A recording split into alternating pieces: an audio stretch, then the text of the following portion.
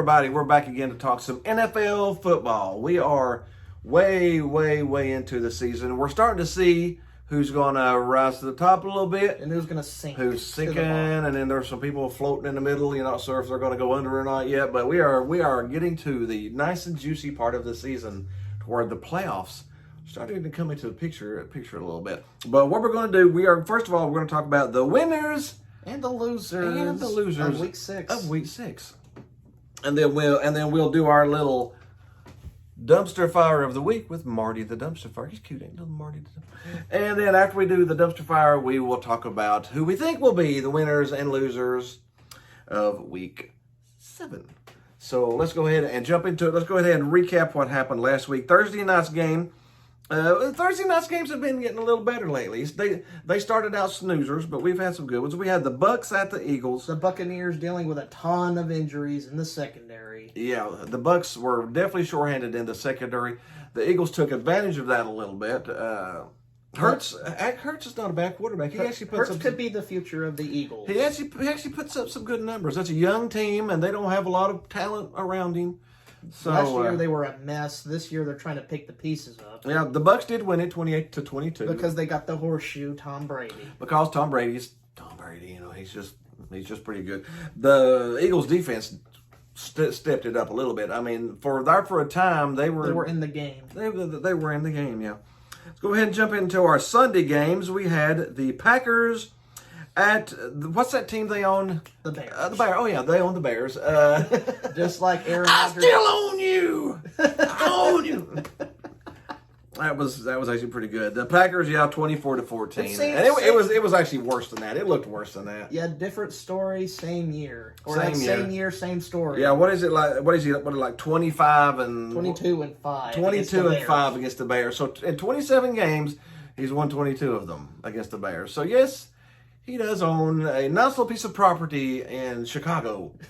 Do you think he could retire there one day? Yeah, he might. Yeah, he might retire to Soldier Field one of these days. Kick back in the chair up in the announcer's booth in the Soldier Field. Because he owns it. Old man Aaron. Old man Aaron's place. We had the Chiefs at the Washington Dubs. Alas, a bounce back. Washington's a good team to get healthy against because they're bad. They're not horrible, but they're pretty bad. They're pretty bad, but they're not bad. They're not dumpster fire-ish. But they're bad. Yeah. But they're bad, yeah. 31-13. You can just tell by the stench of a team if they're bad. If they really stink, then they're a dumpster. Yeah, and when halfway through the season, or almost halfway through the season, you're 2-4, you're pretty bad. You're stuck in a hole. Yeah, and the Chiefs beat them 31-13. So they beat them by 18 points, which was healthy. That was definitely what they needed. Now, if they can carry it, for the first time the entire season, their defense did not what? Give up 30 points. Give up 30 points. They only gave up 13? They only gave up 13 points. Whoopity-doo! Heineke, they didn't let... Heineken. Oh, yeah, they didn't let them pop the Heinekens. They only let them score 13. Chug it all down in the locker room. Oh, yeah. Their defense for the first time actually held a team to 13, but it was Washington, so I'm not going to say... They got it fixed. Yep. Because it's against Washington. So we'll sort of see next week, but the Chiefs did look a whole lot better. We had the Vikings at your Panthers. The Panthers are all out of sorts. The injuries. They got, there was nobody on the field hardly for the Panthers. I feel like that's going to be a trend this week. Injuries. I think there's been a lot of injuries. We didn't have the preseason that we normally do. We didn't get all the practices they shortened it and didn't play the players as much as normal. So, and again, I think, the injuries are showing up a little bit. But your Panthers have got the talent. They just can't keep people on the field. They had a chance to win that one, but the defense couldn't hold the Vikings down in overtime. The Vikings won in overtime. That injury to J.C. Horn was crucial. It was, because J.C. Horn was shutting people down. And ever since he left, it's just not been the same. Now, there's a chance J.C. Horn, he probably will be back before the playoffs if they can just they can pull some wins together. Kirk Cousins, you like that? You like the Vikings? You like that? We had the Chargers at the Ravens with the shocker of the week. The Ravens beat the crap Beat the doors off of them. It took them out to the woodshed and smacked them around. Talk about a murder of crows. Yes, that was a murder of crows. 34-6. It was a quick death, too. It didn't take long to do it. It was like... you Both lose. quarterbacks, Lamar and Justin, had bad days. Mm-hmm. Now, both quarterbacks have days, but the Ravens still scored. But the Ravens team had a better day than the 34 Chargers points. team did. They did, yeah. And Lamar Jackson, they still haven't figured him out. Despite him throwing 2 interceptions. He threw 2 picks, but they just couldn't figure him out. Yeah. We had the Cardinals at the Browns. Speaking of injuries.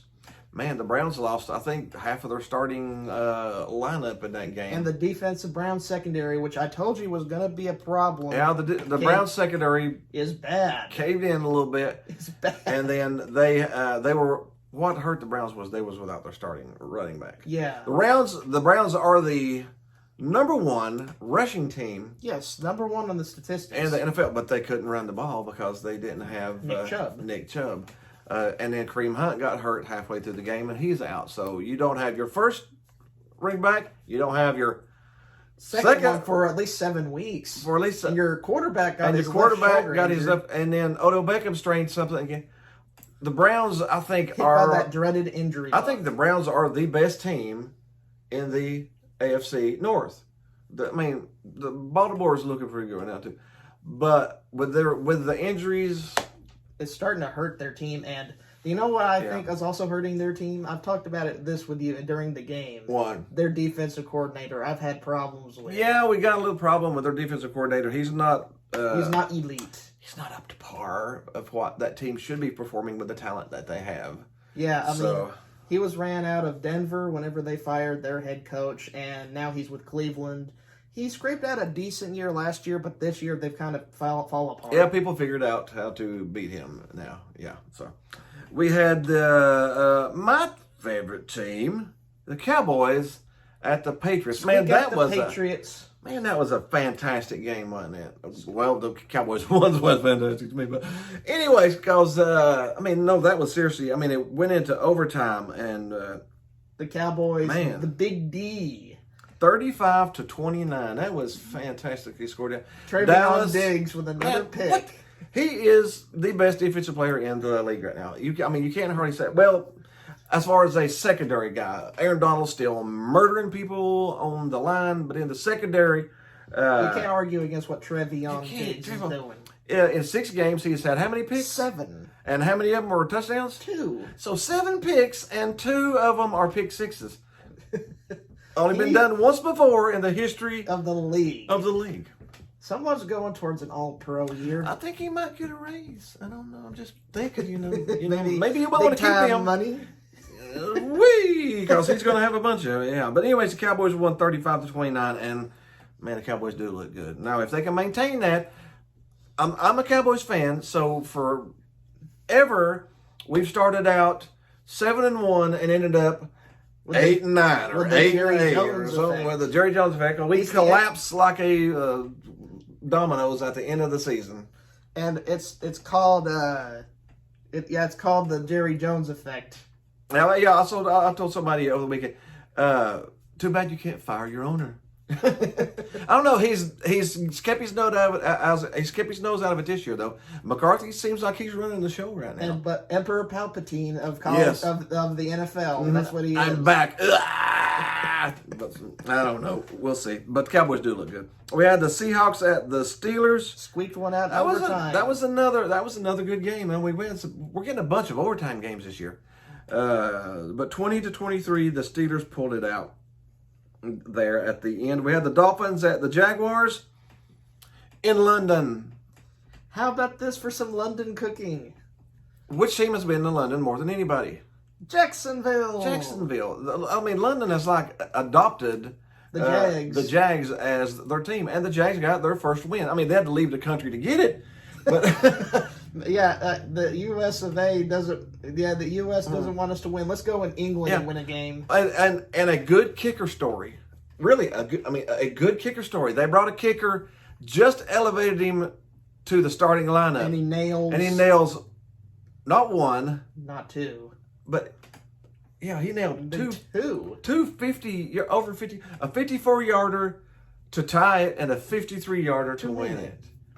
Congrats to the young kicker coming in. We need more good kicking. Last week we had a disaster. Last week was the worst in the history of football. But the Jaguars got a victory. Yeah, they are no longer the worst team. Urban Meyer's off the schneid. He is. And Trevor Lawrence gets his first victory as a starting quarterback. Speaking of a team that looks bad, we had the Bengals at the poor Detroit Lions. Now the Lions are 0-6 now. It's like the same stench that you smelled all those years for like 30 years or more. Yeah. And then you want to avoid it because you want to smell a different stench. Yeah, you know how like you have just a big pile of garbage and then a flower grows on it? And then, hey, that's a pretty little flower. And then the flower dies and you still got that pile of stench there. We've had a Barry Sanders come up.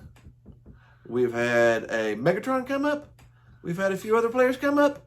But when they die down, it's still a big pile of garbage there in Detroit. They can't do anything, man. But anyway, 34-11. Now, the Bengals look like the 49ers of the 90s against the Lions. Yes. Joe Burrow. 4-2 Bengals. Yeah, Joe Burrow looked like Joe Montana out there. We had the Texans at the Colts. The Colts beat the crap out of the Texans. Yeah, 31-3. They're starting to look like the bad team that I thought they would look like. Yeah, they're not winless, but I don't know if they'll win another one. They might be really, really bad. Really, really bad. Really, really good. The Rams at the Giants. The Rams got healthy against the Giants. Again, a lot of teams get healthy against the Giants. And the Giants can't buy their way out of a paper bag when it comes to injuries. 38-11. And Daniel Jones, in his third season, has thrown 4 interceptions against the Rams. Think it though, there's nothing around him. I'm still not convinced Daniel Jones is horrible because he's out there against a bunch of by himself. I mean, Saquon Barkley comes in and plays a game and then goes out injured again, and then and that's it. Who else is on the team? Are there any more stars on the team? Sterling Shepard. Sterling Shepard. He's an aging. There's not a star out there. Scrape up a few players. We also had the Raiders at the Broncos. The Raiders had a good bounce back game. They had a good bounce back game, 34-24. That was actually a good game. That was a good win for them. They were against a division rival, and the division rival was trying to win.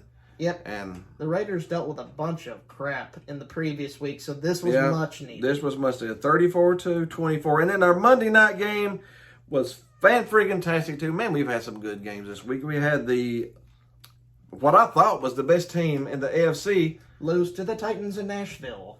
And they took, like, all of Buffalo with them. I mean, there was as many people from Buffalo there as there was from Nashville. It was Buffalo, the Bills Mafia is no joke, really. No, they're not. No, they are not. But let me tell you who else is no joke?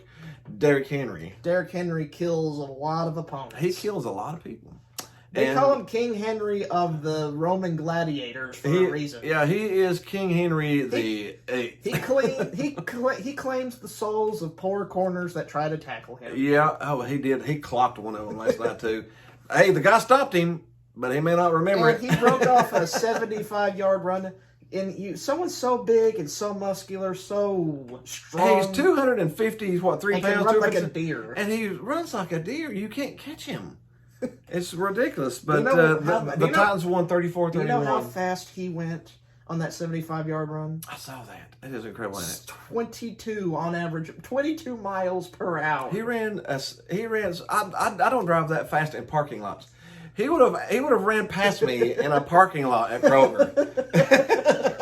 He is a monster. He is a monster. Yeah, and then he's so big and so strong. Are you going to try to tackle him? Most people don't.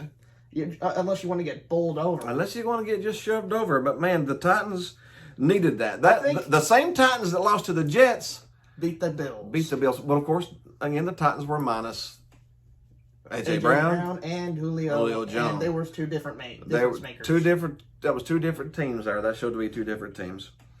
But that is our recap of Week 6. Now we'll talk about our buddy Marty here. What do we have this week? Check it out. Dumpster Fire of the Week. Yeah. That's right, folks. We are talking about our Dumpster Fire of the Week with Marty, the Dumpster Fire. And who is our Dumpster Fire of the Week this week? The Detroit Lions. The Detroit Lions. The 0-6 Detroit Lions that only scored 11 points against the Bengals. Remember that pile of garbage analogy we made earlier in the video? Yes, it is actually a smoldering dumpster fire up there in Detroit. Man, I feel sorry for the Detroit fans because they have had some good players, and for some reason, A bad organization They just and bad can't. coaches. just can't pull it together. But they got a first-year head coach who seems promising, but it's they- going to take a long time. They to are fix 0-6, and let's talk about their upcoming last games. They got the Rams, probably lost. Eagles, probably lost. Steelers, lost. At the Browns, lost. Bears at the Lions, lost. Vikings at the Lions, lost. Broncos at the Broncos, a loss. Cardinals, a loss. Falcons, maybe. The Falcons suck too. And then at the Seahawks, the Seahawks playing at Seahawks, probably a loss. And then the Packers at the Lions. So they've got a chance for maybe The first ever one win, but I don't think so. It may be the first another winless campaign. 0-17 because we got 17 games this year. They got a chance to take advantage of the first season with 17 You want me to games tell you- and lose them all. You want me to tell you how awful the Lions franchise is? Right. Not just one opponent has 103 wins against them, but two division opponents have 103. Oh, division wins. opponents? Division. That's just division. Oh. And those two are the Packers and the Bears. They both have 100 plus wins against the Lions. All time. They do have a chance to take advantage of the first 17 game season and lose them all. But because that's how Set that poorly record early, baby. Set that because record that's early. how poorly the Lions are run as an organization. Yeah. But anyways, that is our dumpster fire of the week. It's burning in Detroit, It's Michigan. burning in Detroit right now. You can smell it down here in Tennessee. But we'll go ahead and jump into who we think our winners and losers of Week 7 is going to be. Our Thursday night game is the Broncos at the poor Browns. Man, the Browns are Injury hurt all riddled. over. They're injury riddled. And they got a short week. But I'm still going to go for the Browns Want to go, Cleveland? because they do have the more They do talent. have a lot of talent. I just want them to regroup and bounce back. They have the talent. Yeah, I'm hoping that their starting running back is going to be back. Have you heard? I don't think I've heard yet. I haven't heard it, but I think I'm going to go ahead and take Cleveland. Want to take Cleveland? I'm I going might to take that. I'm going to take Cleveland. They're too, the because, much better team right now. and the Broncos are traveling to Cleveland, so we'll take Cleveland. The line's 3.5. I'll go ahead and take Cleveland minus that 3.5. Jump into the Sunday games. We got the Washington Dubs at the Packers. The Packers are gonna. Old man Aaron's gonna beat the Dubs off with his stick. I think it's a 10-point more win for them. The Packers should win that one rather easily. And then maybe the game of the week, the Chiefs at the Titans. Do the Titans take down the Bills and the Chiefs in back-to-back weeks? It's gonna be a struggle. I don't think. I like the Titans, but I I think Kansas City might bounce back. again, you keep thinking Kansas City is a good team, and thinking they're 3-3, and the last team they beat was the Washington Redskins. So they were 2-3 before the Washington Redskins. They haven't beat a good team this year. Think about that. The Chiefs. Let's just go ahead and look at this here while we're talking about the Chiefs.